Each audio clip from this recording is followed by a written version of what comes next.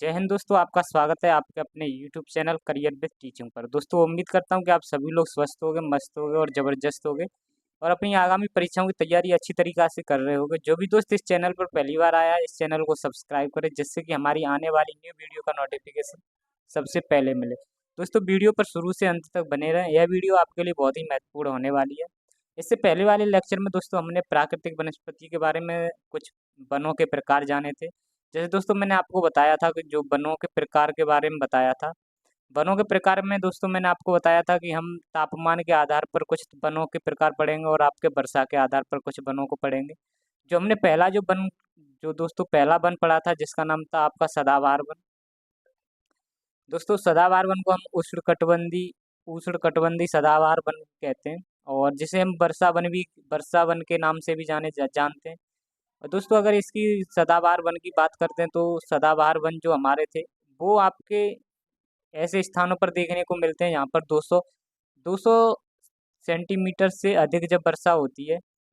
200 centimetre से अधिक जब वर्षा दोस्तों देखने को मिले जिन स्थानों पर, वहाँ पर हमको सदाबहार वन वन देखने के लिए मिलते हैं। चाहे आपके जैसे कि दोस्तों आपके पश्चिमी घाट पर्वत हो गए और आपके लक्षद्वीप और अंडमान निकोबार और दोस्तों आपका आपके जैसे कि पूर्व उत्तर की तरफ आपके मेघालय मेघालय की तरफ और अरुणाचल प्रदेश और मणिपुर की तरफ ये आपके यहाँ पर दोस्तों सदाबहार वन देखने को मिलते हैं। दूसरा टाइप दोस्तों हमने जो पढ़ा था जिसको जिसको उष्णकटिबंधीय पर्णपाती वन के नाम से जाना जाता है, जिसे हम पर्णपाती वन कहते हैं।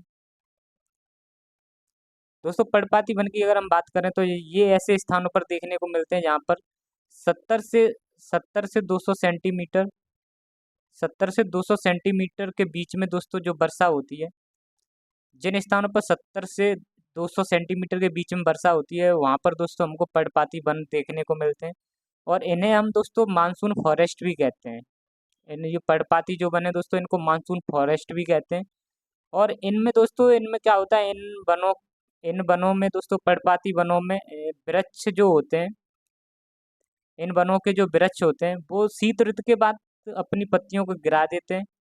और ये पर्णपाती वन दोस्तों आपके आर्थिक दृष्टि से भी बहुत महत्वपूर्ण होते हैं और यह दोस्तों उत्तर से लेकर तमिलनाडु के क्षेत्र तक ये पर्णपाती वन देखने को मिलते हैं। आपके उत्तर से लेकर तमिलनाडु तक ये देखने को मिलते हैं और इन्हें दोस्तों आपके वर्षा के आधार पर दो टाइप से डिवाइड किया गया है। पहले जो हमारे हैं दोस्तों जिन्हें हम डिसिड मोस्ट डेसिडियस फॉरेस्ट के नाम से जानते हैं, जिसे हम आर्द्र पर्णपाती कहते हैं। और दूसरा दोस्तों जो वन है हमारे उनको हम शुष्क पर्णपाती के नाम से जानते हैं। यह दोस्तों वर्षा के आधार पर है। आर्द्र हमारे जो आर्द्र पर्णपाती वन दोस्तों वहाँ पर देखने को मिलेंगे जहाँ पर हमारी 100 से लेकर 200 सेंटीमीटर के बीच में वर्षा होती हो। और शुष्क शुष्क पर्णपाती वन दोस्तों वहाँ पर देखने को मिलेंगे यहाँ पर 70 से लेकर 100 सेंटीमीटर के बीच में जो वर्षा होती है ऐसे स्थानों पर, वहाँ पर दोस्तों हमको शुष्क पर्णपाती वन देखने को मिलते हैं। दोस्तों जिसमें से आपके ये जैसे जैसे कि दोस्तों आपके ये आर्द्र पर्णपाती जो वन है इनमें कुछ एग्जाम्पल भी, जैसे आपका नीम हो गया, आपका ये जैसे दोस्तों नीम नहीं आपका शीशम हो गया और आपका सागवान हो गया, चंदन, आंवला, ये सब दोस्तों आपके आर्द्र पर्णपाती वन देखने को मिलते हैं। और शुष्क पर्णपाती वन में दोस्तों आपका नीम आता है, तेंदू आता है और आपका पलास आता है, आम, पीपल, ये सब दोस्तों आपके शुष्क पर्णपाती वनों में आते हैं। ये दोस्तों शुष्क पर्णपाती वनों के वृक्ष देखने को मिलते हैं। इसी प्रकार से दोस्तों जो हमारा तीसरा जो टाइप था दोस्तों, तीसरे टाइप के जो वन थे उनको हम दोस्तों कहते हैं उष्णकटिबंधीय कांटेदार वन। यह दोस्तों हमारा नेचुरल वेजिटेशन का तीसरा टाइप है, यानी कि हमारे फॉरेस्ट में दोस्तों वनों का तीसरा टाइप है। यहाँ पर दोस्तों अगर हम बात करते हैं उष्णकटिबंधीय कांटेदार वन की, या इसे हम ट्रॉपिकल थॉर्न भी कहते हैं, ये ऐसे वन होते हैं दोस्तों जो कि मरुस्थलीय क्षेत्र में देखने को मिलते हैं। ऐसे स्थानों पर जहाँ पर दोस्तों 70 सेंटीमीटर से कम बारिश होती है वहाँ पर दोस्तों आपके मरुस्थल बनते हैं। यहाँ पर 70 सेंटीमीटर से कम वर्षा हो वहाँ पर मरुस्थल बनते हैं। और दोस्तों इन मरुस्थलों में ही कांटेदार आपके वन पाए जाते हैं। कांटेदार वनों में दोस्तों ये वृक्ष देखने के लिए मिलते हैं। कांटेदार आपके वृक्ष देखने को मिलेंगे, पेड़ देखने को मिलेंगे।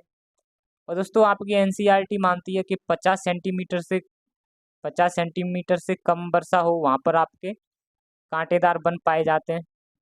तो आपको दोस्तों अगर इन दोनों में, अगर एग्जाम में आपके ये दोनों दिए जाएं, पूछे जाएं कि कि आपके कि वर्षा कितने सेंटीमीटर से कम वर्षा वाले क्षेत्रों पर कांटेदार वन वो पाए जाते हैं, तो आपको 50 सेंटीमीटर से कम आंसर लगाना पड़ेगा।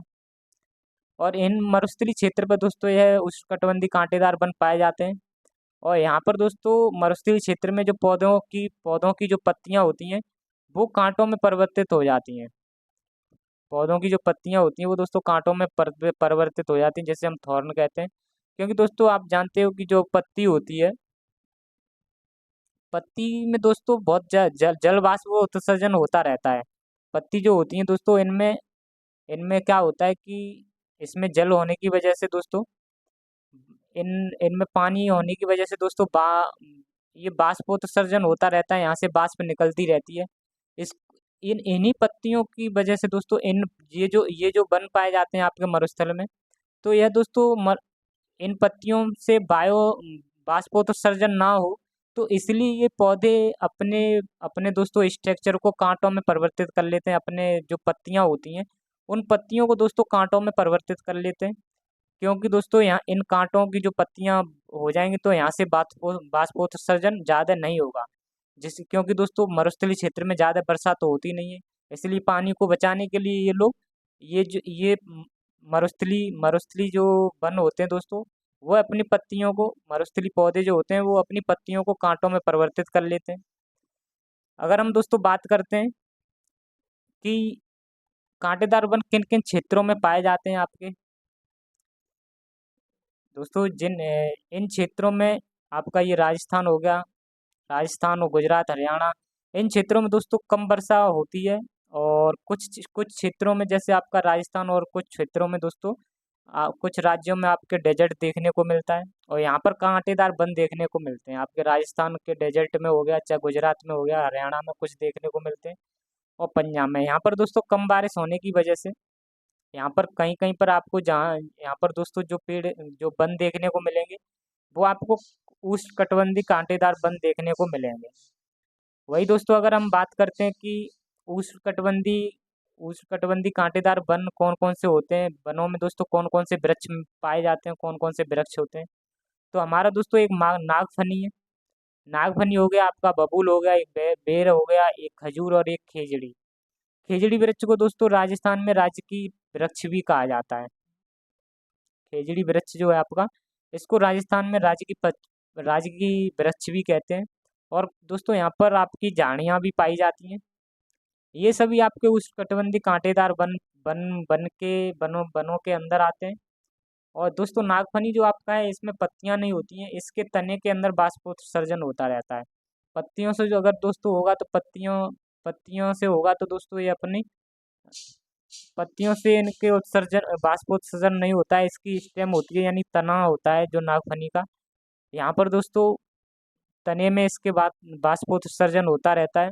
और इसकी पत्तियों को दोस्तों पत्तियां जो इनकी पत्तियां होती हैं, इनको पत्तियों को ये कांटों में परिवर्तित कर लेते हैं। इसलिए दोस्तों ये जितने भी वृक्ष हैं आपके मरुस्थल एरिया में देखने को मिलेंगे। अगर हम दोस्तों नेक्स्ट पॉइंट की बात करते हैं, जो आपके ये उष्णकटिबंधीय कांटेदार जो वृक्ष हैं वो आपके गुजरात में देखने को मिलेंगे।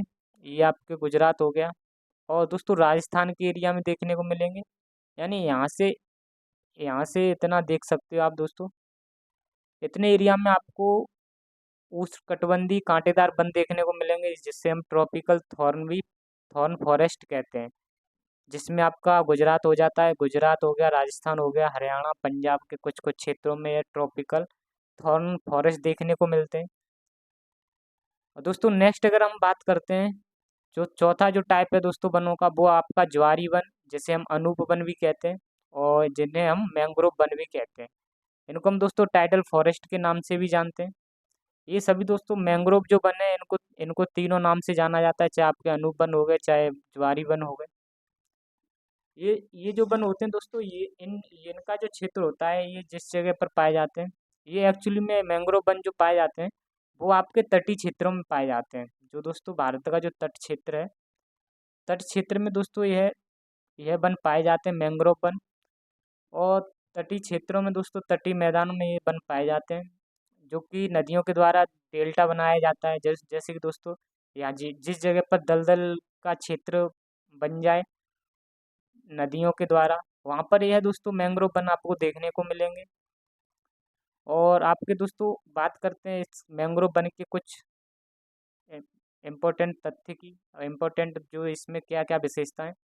दोस्तों इसकी पहली विशेषता, यह तटीय क्षेत्रों पर देखने को मिलेंगे। तटीय क्षेत्र आपका दोस्तों हो जा जो आपका ये तमिलनाडु का हो गया, आपका ये दोस्तों वेस्ट बंगाल का हो गया, उड़ीसा का हो गया, और आंध्र प्रदेश, तमिलनाडु के, और जो दोस्तों कुछ कुछ भागों पर आपको पश्चिम में भी देखने को मिलेगा। तो जो नदियों के द्वारा तो ये दोस्तों डेल्टा व दलदल डेल्टा बनाए जाते हैं, वहाँ पर आपको ये मैंग्रोव वन देखने को मिलेंगे। खास तौर पर दोस्तों ये दलदल क्षेत्र में आपको देखने को मिलेंगे, जैसे कि आपका सुंदरबन का डेल्टा जो है। सुंदरबन का डेल्टा दोस्तों आपको यहाँ पर ज़्यादातर, यहाँ पर दोस्तों जो आपका बनाया जाता है जमुना और आपकी ब्रह्मपुत्र और गंगा नदियों के, तो नदियों के द्वारा इस दोस्तों सुंदरबन डेल्टा का निर्माण होता है, जो कि यहाँ पर दलदल का एरिया होता है। यहाँ पर दोस्तों आपके मैंग्रोव वन पाए जाते हैं। और ये दोस्तों, ये जो समुद्र के खारे जल में उगते हैं, ये जो वन होते हैं मैंग्रोव वन, यह समुद्र के खारे जल में ये उगते हैं। और ये दोस्तों सुनामी से तटों की सुरक्षा करते हैं। जब ये दोस्तों सुनामी समुद्रों में उठती हैं, तो यह तटों पर ये वन पाए जाते हैं, जिससे कि आपको जो समुद्र में सुनामी आती हैं उनकी लहरों से दोस्तों ये वन बचाते हैं, सुरक्षा करते हैं, तटों की ये सुरक्षा करते हैं, ये मैंग्रोव वन। और मैंग्रोव वन जो होते हैं दोस्तों, वो आपके पश्चिम बंगाल में, वेस्ट बंगाल में जो पाए जाते हैं, जिनका जिनका नाम है दोस्तों सुंदरबन। सुंदरबन के जो दोस्तों सुंदरबन है, सुंदरबन में आपके मैंग्रोव वन आपके पाए जाते हैं। सुंदरबन का डेल्टा बनाया जाता है, वहाँ पर आपके मैंग्रोव वन देखने को मिलेंगे। और वेस्ट बंगाल में ये दोस्तों सबसे मैक्सिमम यहाँ पर देखने को मिलते हैं। वेस्ट बंगाल में दोस्तों आपको सबसे ज़्यादा मैंग्रोव वन देखने को मिलेंगे। यानी आप कह सकते हो दोस्तों, ये सुंदरबन डेल्टा के अंदर ही मैंग्रोव वन देखने को मिलेंगे। और यहीं पर दोस्तों सुंदरबन यानी यानी सुन आपके सुंदरबन डेल्टा के ही अंदर ही दोस्तों आपका रॉयल रॉयल बंगाल टाइगर भी देखने को मिलता है। यहीं पर दोस्तों रॉयल बंगाल टाइगर आपका निवास करता है। और यहाँ पर दोस्तों सेकंड राज्य है गुजरात। गुजरात के जो कच्छ का रण है, वहाँ पर भी कुछ मैंग्रोव देखने को मिलते हैं।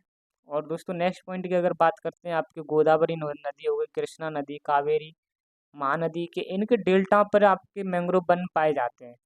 क्योंकि दोस्तों मैंने आपको बता दिया था कि मैंग्रोव वन जो आपके देखने को मिलेंगे वो तटीय क्षेत्रों पर देखने को मिलेंगे। मैंग्रोव वन जो आपको देखने को मिलेंगे वो तटीय क्षेत्रों पर देखने को मिलेंगे। और तटीय क्षेत्रों पर दोस्तों जो आपकी नदियों के द्वारा डेल्टा बनाया जाता है, नदियों के द्वारा जो दलदल का क्षेत्र बन जाता है, वहाँ पर आपको वहाँ पर आपको दोस्तों मैंग्रोव वन देखने को ज़्यादा मिलते हैं। इसी तरीके से दोस्तों जो पांचवा टाइप है, पांचवा प्रकार है वनों का, पांचवा प्रकार है आपका पर्वतीय वन देखने को मिलते हैं। पर्वतीय वन यानी जिन्हें हम माउंटेन फॉरेस्ट कहते हैं। माउंटेन फॉरेस्ट की अगर हम बात करते हैं दोस्तों, यहाँ पर इसको आपको समझा देता हूँ। माउंटेन जो फॉरेस्ट होता है, जैसे दोस्तों ये हमारा, मान के चलो, ये हमारा दोस्तों ये हमारा दोस्तों महान हिमालय हो गया, जैसे ग्रेटर हिमालय कहते हैं। इसके नीचे आपका मध्य हिमालय हो गया, और इसके नीचे दोस्तों आपका शिवालिक हिमालय हो गया, और ये आपके मैदान हो जाते हैं इधर। तो दोस्तों जब हम बात करते हैं, जब पहले आपको बता देते हैं दोस्तों कि पर्वतों पर जो वन पाए जाते हैं वो अलग अलग विविधताएं उनमें देखने को मिलती हैं। और उस विविधताओं का जो कारण होता है, जो दोस्तों जब वायुमंडल में 165 मीटर ऊंचाई पर जब जाने पर दोस्तों हमें 1 डिग्री सेल्सियस का जो टेम्परेचर है, तापमान घट जाता है।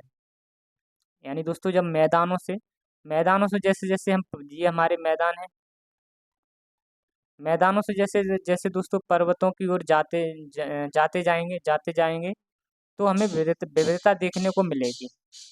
जब हम दोस्तों मैदानों के क्षेत्र से जब मैदानों के क्षेत्र से जब दोस्तों पर्वतों की तरफ जाते हैं तो हमको विविधता देखने को मिलती हैं।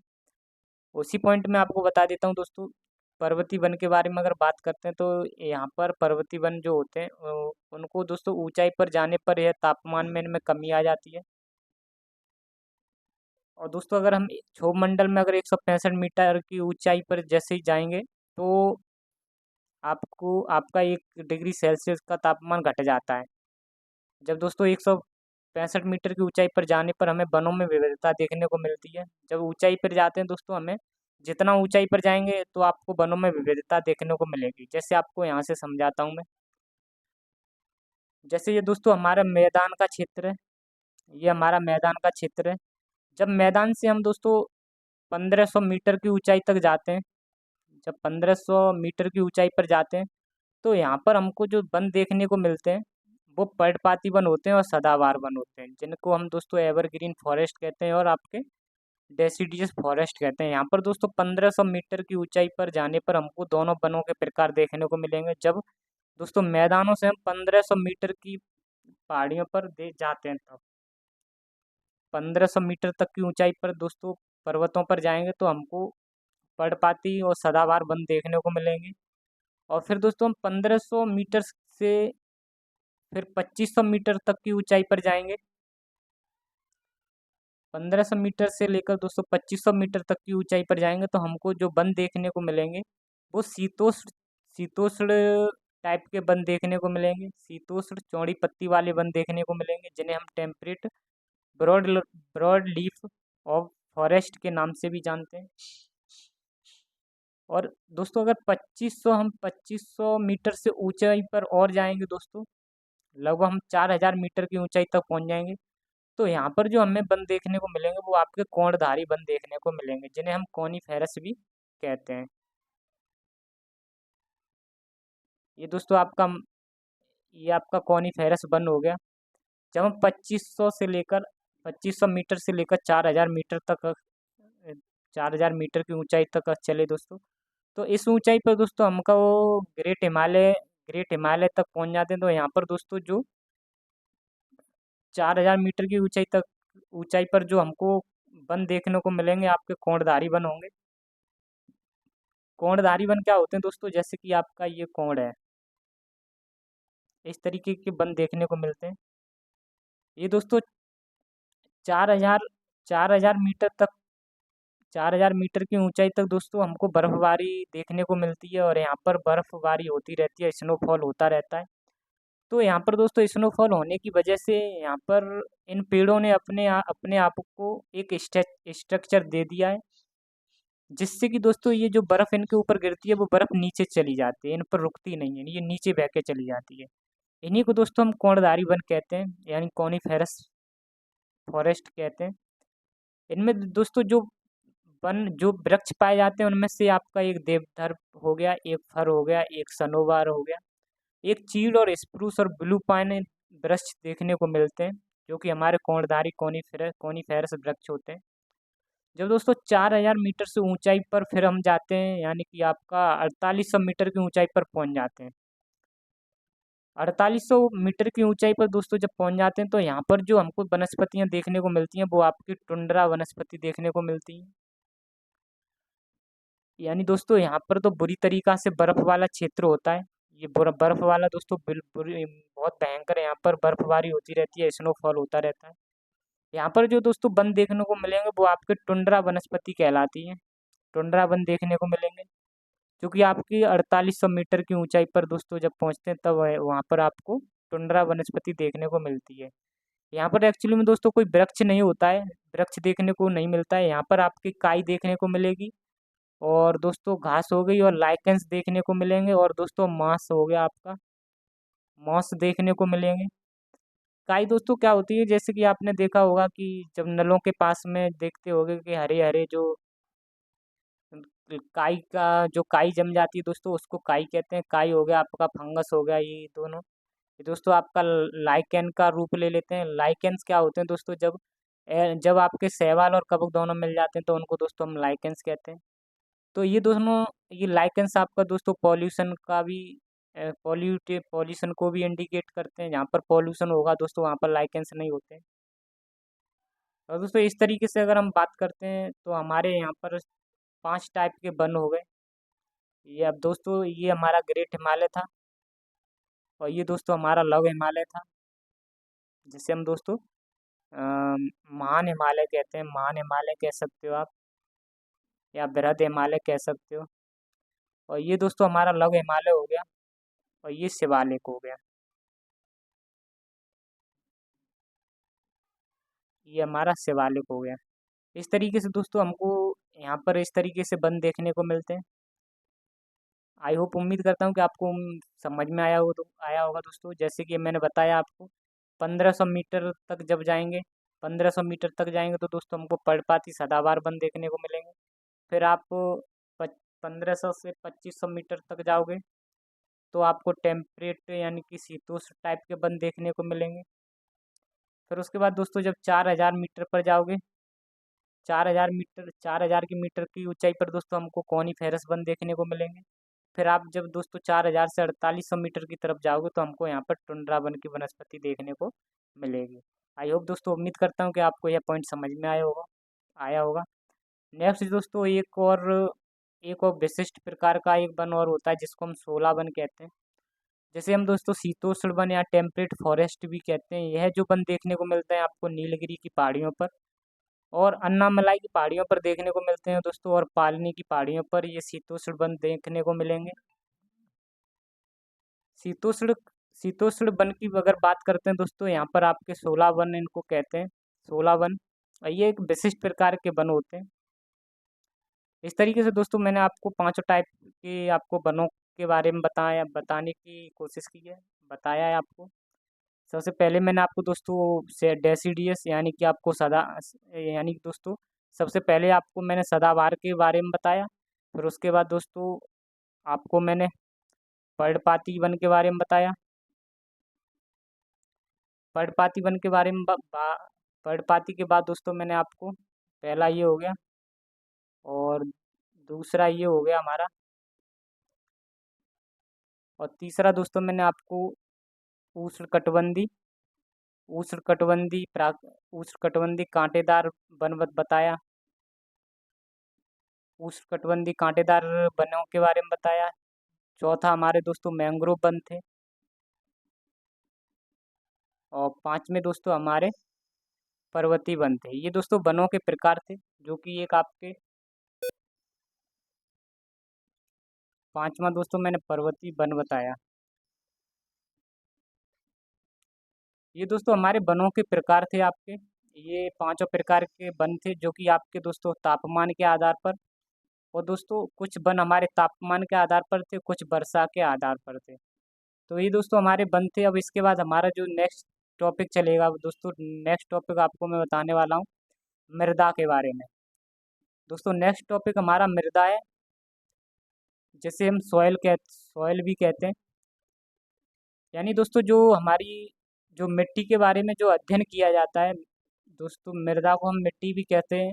और यानी कि मृदा के बारे में जो अध्ययन किया जाता है, जो जानकारी ली जाती है दोस्तों, इसके बारे में जो स्टडी की जाती है मिट्टी के बारे में या मृदा के बारे में, उसको हम पेडोलॉजी कहते हैं दोस्तों। मृदा का जो अध्ययन है वो कहलाता है, यानी कि स्टडी ऑफ सॉइल जो होता है उसको पेडालॉजी कहते हैं। पेडोलॉजी को मतलब दोस्तों, पेडो का मतलब होता है सॉइल और लॉजी का मतलब होता है स्टडी। तो इसलिए दोस्तों कहा जाता है study of soil that is called pedology. अगर हम दोस्तों बात करते हैं कि मृदा का जो निर्माण किस तरीके से हुआ, यानी कि फॉर्मेशन ऑफ सॉइल, मृदा का दोस्तों फॉर्मेशन किस तरीके से हुआ है, तो दोस्तों मृदा का जो निर्माण हुआ है वो आपके चट्टानों के अवक्षय से इसका निर्माण हुआ है। चट्टानों के अवक्षय यानी कि वेदरिंग ऑफ रॉक्स दोस्तों, वेदरिंग ऑफ रॉक्स के द्वारा इसका फॉर्मेशन हुआ है मृदा का, जिसे हम चट्टानों के अक्षय से कहते हैं। दोस्तों अभी आप बात, ये एक शब्द आया अक्षय, क्या होता है। जैसे दोस्तों आपने एक शब्द और सुना होगा अपरदन के बारे में, जिसे हम एरोजन कहते हैं। एरोजन क्या होता है दोस्तों, कि जब हम किसी भी दोस्तों चीज़ को तोड़ते हैं या उसको किसी भी चीज़ का जब तोड़ किसी को किसी भी चीज़ का जब टूटना होता है या कटना होता है, या दोस्तों किसी भी मिट्टी को एक जगह से हम दूसरी एक जगह से दूसरी जगह पर जब दोस्तों मिट्टी को पहुंचा देते हैं, चली जाती है। जब दोस्तों मिट्टी एक जगह से दूसरी जगह पर जब चली जाती है, तो वो आपका हो जाता है अपरदन। या हम किसी भी चीज़ को जब दोस्तों काट देते हैं या तोड़ तोड़ देते हैं, या दोस्तों वो अपनी जगह से दूसरी जगह पर जब चली जाए, तो वह आपकी अपरदन कहलाती है, उसको इरोजन कहते हैं।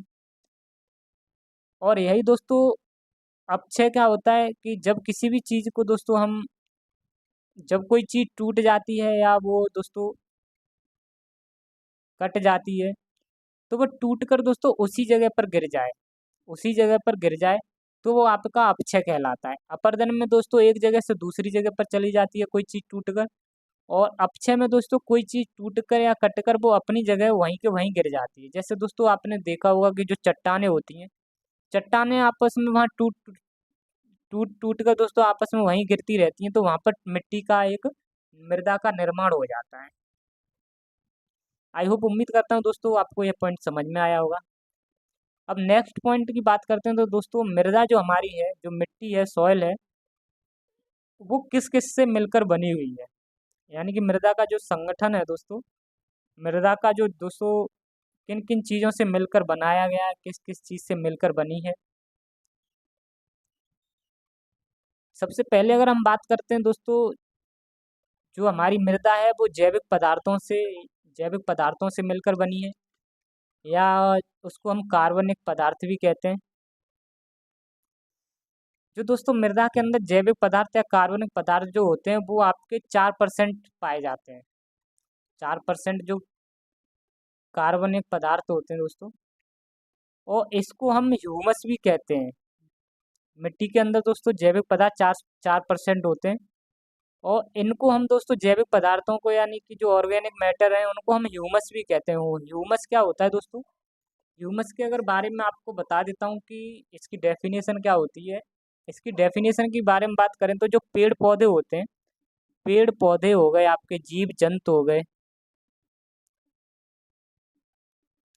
पेड़ पौधे जीव जंतु दोस्तों, इनके सड़ने से गलने से ये ह्यूमस बनता है। पेड़ पौधे आपके सड़ जाएं चाहे जीव जंतु सड़ जाएं, इन दोनों दोस्तों सड़ने गलने से जो हम हमारा जो निर्माण होता है वो आपका ह्यूमस होता है। जैसे कि दोस्तों आप जानते होंगे कि जैसे हमारा जो गाय भैंस का जो गोबर होता है, वो भी दोस्तों कहीं ना कहीं एक जगह पर जब इकट्ठा किया जाता है, तो वो भी एक तरीके से सड़ जाता है, गल जाता है वो दोस्तों, फिर वो भी एक तरीके का ह्यूमस होता है। वो भी दोस्तों खेतों के लिए, जमीनों के लिए बहुत ही लाभदायक होता है। पहला तो दोस्तों मृदा हमारी जैविक पदार्थ यानी कार्बनिक पदार्थ से मिलकर बनी है। दूसरा दोस्तों खनिजों से मिलकर बनी है, जिसे मिनरल्स कहते हैं। चाहे आपके दोस्तों सोडियम हो जाए, चाहे पोटेशियम हो जाए, इस तरीके के जो मिनरल्स होते हैं वो दोस्तों मृदा में आपके 46% पाए जाते हैं। 46% से ये इतना खनिजों से ये मृदा बनी हुई है। बाकी का दोस्तों जल यानी कि वाटर, और वायु यानी एयर, इन दोनों से भी दोस्तों मृदा का संगठन हुआ है। यानी जल का दोस्तों इसमें 25% योगदान होता है, और वायु का इसमें 25% योगदान होता है। यानी सबको जोड़ोगे दोस्तों, ये आपका 100% जो हो जाएगा परसेंटेज। इन्हीं दोस्तों सभी को मिलाकर जैविक पदार्थ, खनिज और जल और वायु को मिलाकर दोस्तों हमारा मृदा का संगठन होता है, यानी कि मृदा का निर्माण होता है।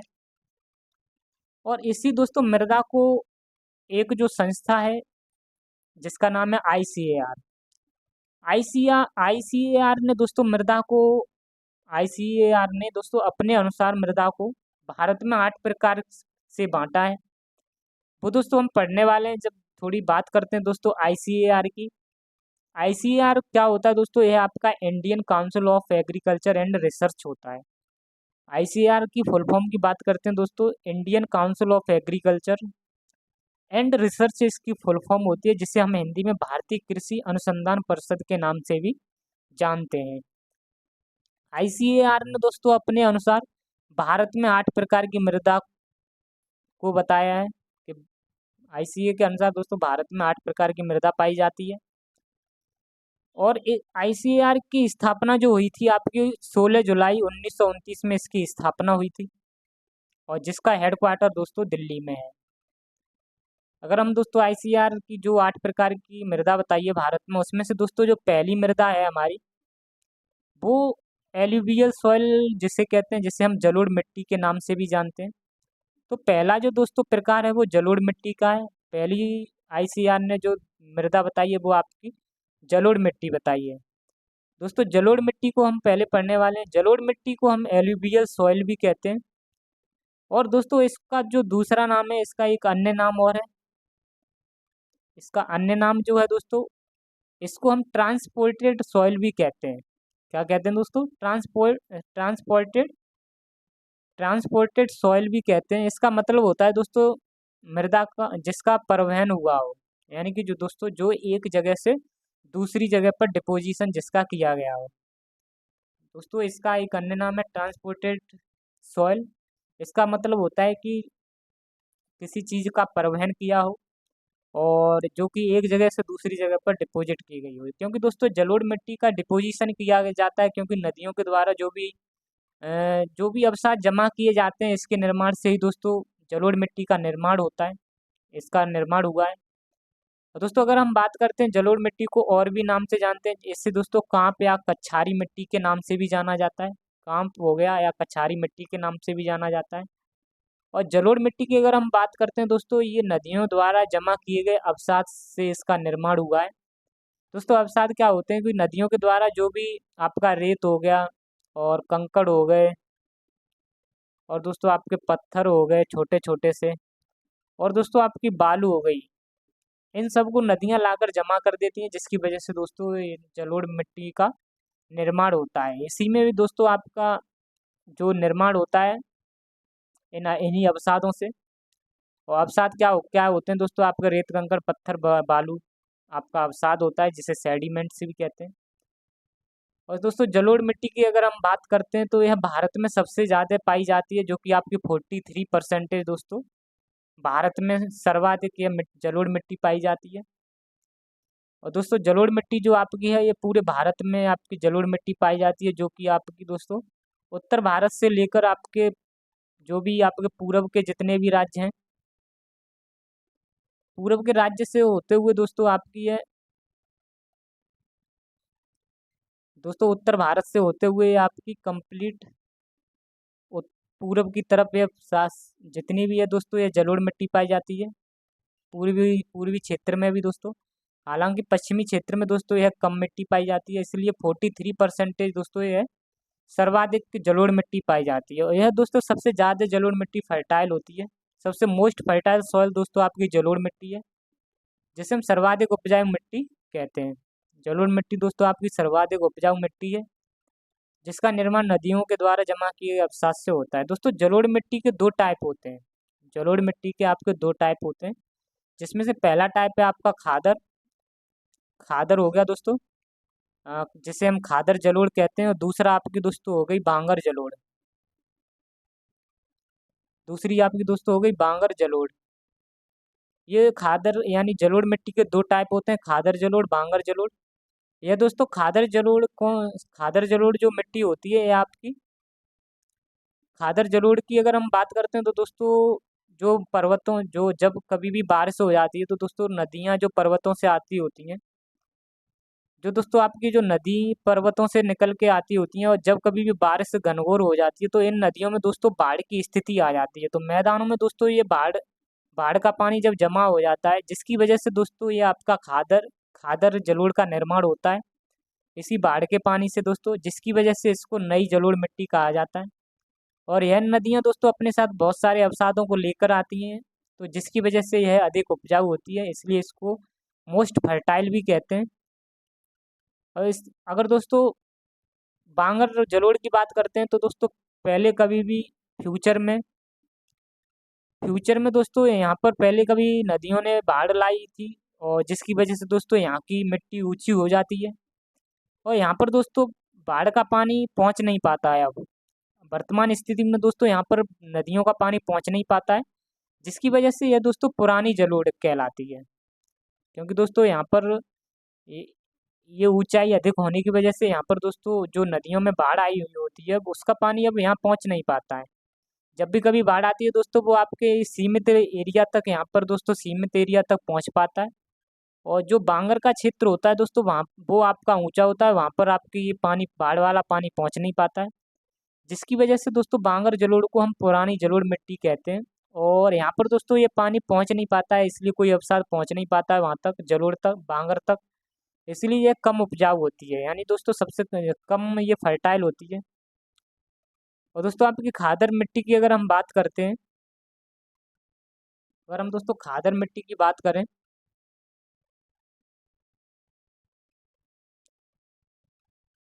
खादर मिट्टी की बात करते हैं दोस्तों, तो इससे पहले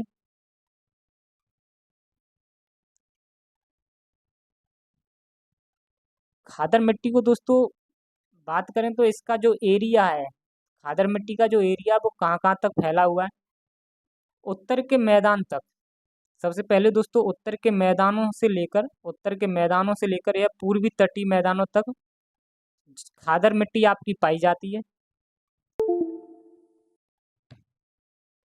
दोस्तों उत्तर के मैदानों से लेकर मैंने आपको बता दिया था, उत्तर के मैदानों से लेकर दोस्तों आपके ये पूर्वी तटीय मैदानों तक दोस्तों यह पाई जाती है।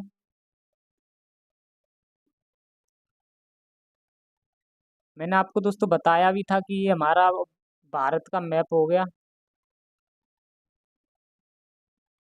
तो यह दोस्तों आपका ये जितना भी उत्तर का एरिया है और पूरब का जितना भी एरिया है, ये पूरब के जो भी दोस्तों पूर्वी तटीय राज्य हैं, पूर्वी तटीय मैदान जो हैं, और आपके उत्तर के जो मैदान है, यहाँ पर आपकी मैक्सिमम दोस्तों जलोढ़ मिट्टी, जलोढ़ मिट्टी में वो भी आपकी खादर मिट्टी पाई जाती है। अगर हम नेक्स्ट बात करते हैं दोस्तों, यहाँ पर सबसे ज़्यादा खादर में, खादर जलोढ़ में कौन कौन सी हम फसल उगा सकते हैं, सबसे ज़्यादा जो फसल इम्पोर्टेंट है वो आपकी कौन कौन सी फसल की जा सकती है।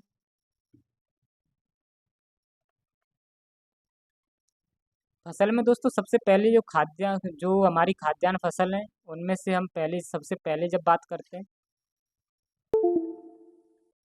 सबसे पहले जब बात करते हैं दोस्तों, पहला तो गन्ना हो गया आपका,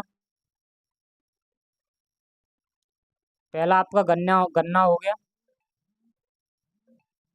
पहला तो दोस्तों आपका गन्ना हो गया।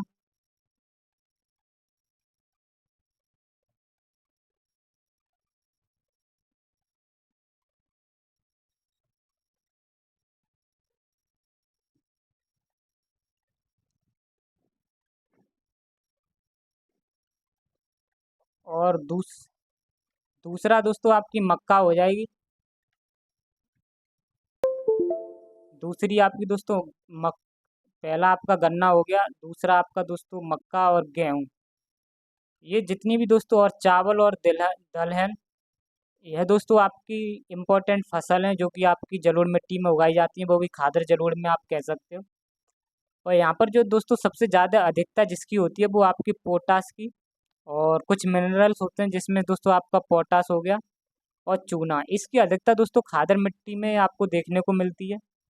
और यहाँ पर दोस्तों जो आपके उत्तर के मैदान है, पूर्वी तटीय मैदान है, यहाँ पर आपकी सबसे ज़्यादा खादर जलोढ़ देखने को मिलती है, जो कि आपकी दोस्तों बहुत ही अधिक उपजाऊ होती है। और यहाँ पर दोस्तों कुछ फसलें जैसे खाद्यान्न फसलों में दोस्तों गेहूँ, मक्का, गन्ना, चावल, ये सब दोस्तों इम्पोर्टेंट फसल हैं खाने के लिए। दोस्तों इस वीडियो में इतना ही, और मिलते हैं आपसे नेक्स्ट वीडियो में। अगर यह वीडियो पसंद आई हो तो वीडियो को लाइक करें और चैनल को सब्सक्राइब करें। आज के लिए इतना ही। जय हिंद, जय भारत, जय माँ सरस्वती।